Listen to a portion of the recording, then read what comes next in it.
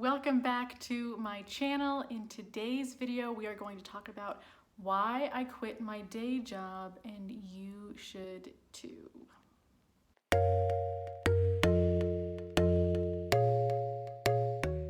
So for those of you who don't know me, my name is Genevieve.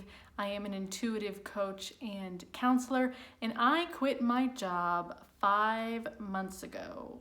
So I quit my day job and I have been working solely for myself as an intuitive coach with clients and making content online for 5 months now. But it's important that you know that I wanted to quit my job so long before I actually did it. To be specific, 3 long, painful years of me knowing deep down I really wanted to quit my job so I could focus on creating my own business. And I just was not brave enough to do it. I did not trust myself, and I really valued my fear more than my strength.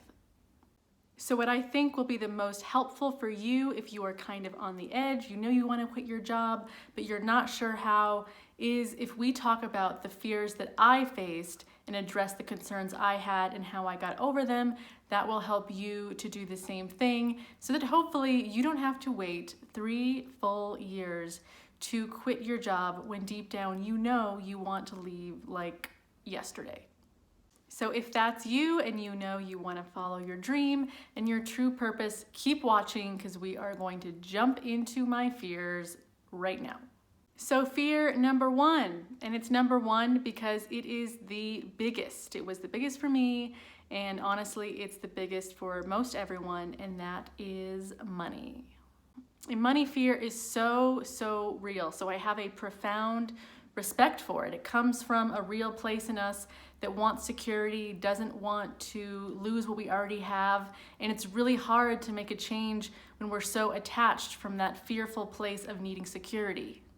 But true fortune always follows the bold, and those who cling to their money fears and cling to like the minimum of what they're willing to accept just to make some dollars, those people never make the money they deserve and they never get happy.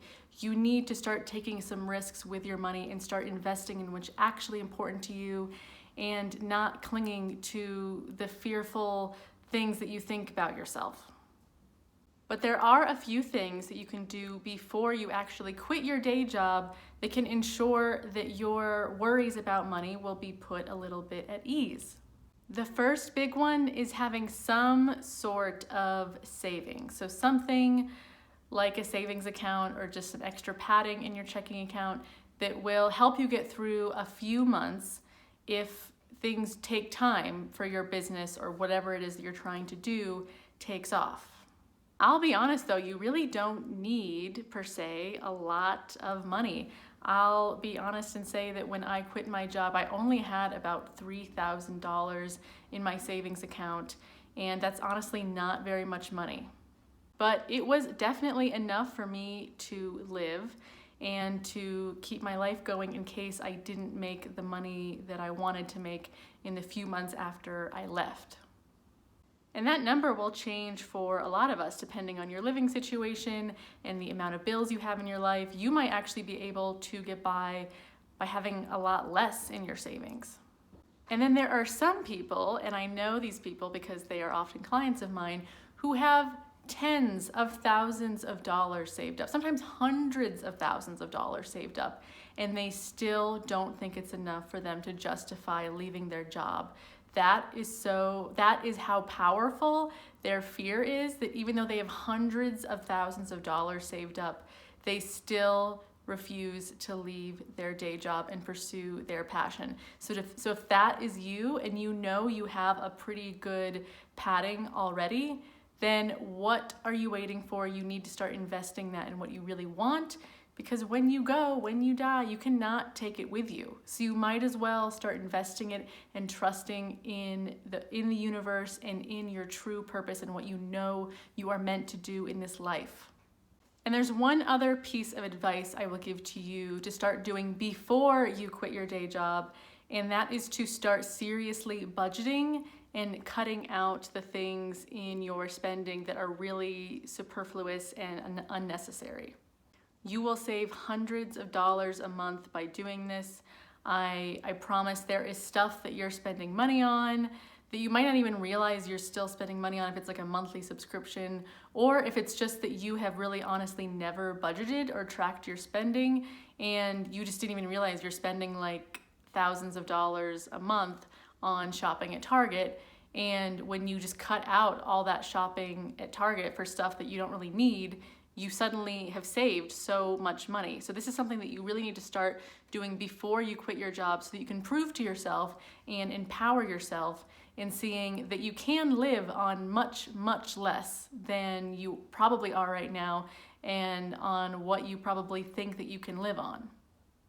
And that leads me to my last point about money, and that is when you live on less, you get hungry. And I don't mean hungry in the physical body sense. I mean hungry in the ambitious, successful sense. I realized when I was still in my day job and I was receiving a regular salary, I was not putting in very much effort into my true passion of intuitive healing because I got more than enough that I needed from my salary. So why would I put so much effort into my intuitive healing when I got a lot of money from my salary? So I realized I really needed to be hungry. I needed to have that security of getting a regular salary taken away so that I would finally be energized to put my effort and my ambitions into what I'm really passionate about. Because even if we're really passionate about something and we really feel like something is our purpose, if we don't have the right motivations in our physical surroundings to keep us going in that direction, we will get lazy and we will just stop going after our purpose because we just don't, there's no motivation in the physical world to keep pushing us there. So being hungry is good. Being very vulnerable and living on much less than you're used to is really good for you. You are going to find a new strength inside of you and a new sense of purpose and a sense of ambition that maybe you never felt before, because suddenly it's on you to make that money in a way that works for you. And ultimately, if we put in the work, if we truly put in the work and strive to get better, the money will come. I promise you this. I really didn't believe this about myself for a really long time. I kind of had this limiting belief that no matter what I did, I would always be not successful and I wouldn't make it, and success happened for other people but not for me. And that is just a fearful lie. And I know it's a common one because I'm sharing it with you and I've heard it before from other people. It's been mirrored all over the place. But the truth is, if you really put yourself out there, if you put in the work, it might take some time, but the money will come if you put in the work. So do not let a fear of financial insecurity or money problems stop you from quitting your day job and following your passion. My second big fear that was holding me back was my perfectionism. And perfectionism is one that people think, oh, if you're a perfectionist, that means that you're just doing everything perfect. So you're still doing things, you're just doing them perfectly. And the truth is that most perfectionists actually don't do anything at all, because a true perfectionist will not even try to do something if they feel like they won't get it right away. And I can say from experience that that is me, or I should say it was me. And that is very much a theme I see, particularly among the millennial entrepreneurs, is this fear that I am not even going to try if I can't guarantee that I'm going to be immediately successful right out the gate. And let me give you a news flash. If you never try, you will never be successful. The delusional fantasy of every perfectionist is that one day things will just magically come together without you even needing to try. That one day you're just gonna wake up and like this perfect ideal will come to you.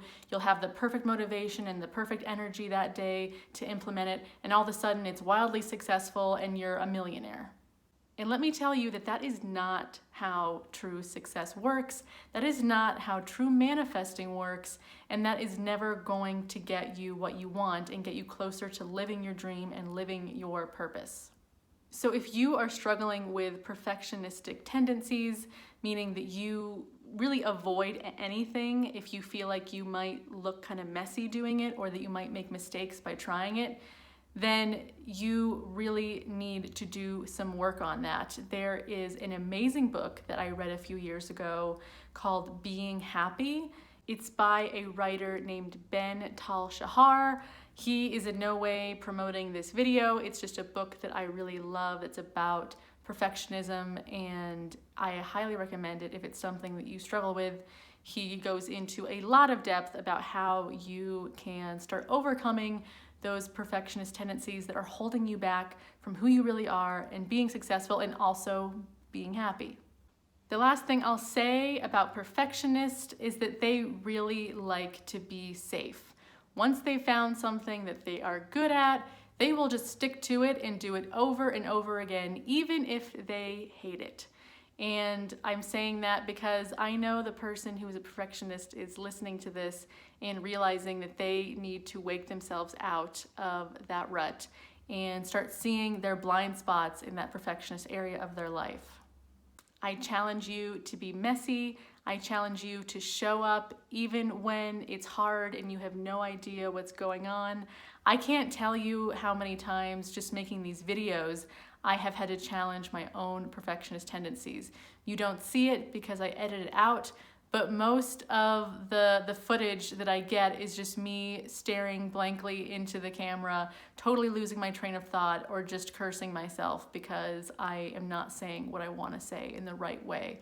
But I'm still showing up, I'm still making these videos for you, I'm still trying to connect with you, I'm still trying to get better, and I am not letting a perfectionist tendency stop me from achieving my purpose. The last fear that I had was a pretty quiet, insidious one, and it might be that way for you as well, working very subconsciously, and that is the fear of responsibility. So like I've said before in this video, there's a lot of comfort that comes from the routine of having a day job where you show up, you're on someone else's dime, someone else's time, and they pay you, and it's easy to feel like you can just show up, get paid, and you don't really have to be accountable for much. It kind of enables a lot of laziness. And like I said, it's very subconscious, very insidious. I'm sure you're not planning to show up at your day job and be lazy, although I'm also sure some of you are. But when it comes to working for yourself in your own business where you are the CEO and creator of everything, you are responsible for everything. And if you are lazy in an area of what you are trying to create, you will directly feel the effects of that. Whereas when you're in a day job, it doesn't matter if you're lazy or not. Like maybe you'll get, a wrist slap or written up if you're too lazy, but you're still gonna get the same paycheck at the end of the month. So deep down, I had this fear that what if the areas of my life that I'm really bad at, that I've been kind of lazy at, that I've kind of skated over in other jobs, what if those areas really come up to bite me in the butt and make me fail and I'm not successful because I can't be responsible? But here's the thing. If you are willing enough and if you are hungry enough, you will become coachable.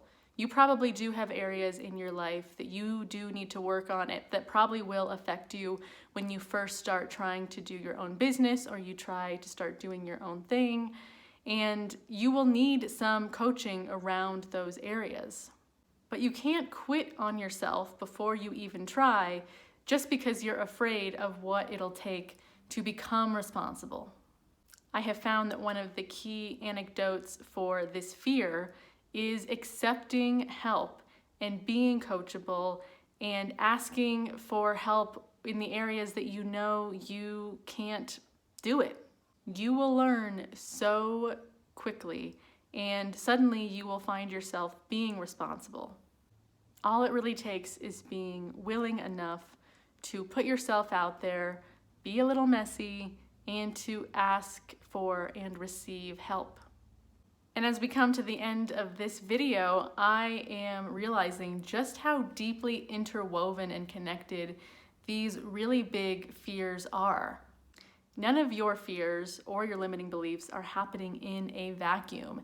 They tend to feed off of each other. And when you have a really strong fear in the money place, that will affect you in the responsibility space and likewise. But as I said, fortune favors the bold. And if you never try, if you never put yourself out there, if you don't challenge yourself to do your life a little bit differently than you have been, you will never get out of the place that you're in. You will just continue to skate by with a mediocre life that always feels like it's missing something.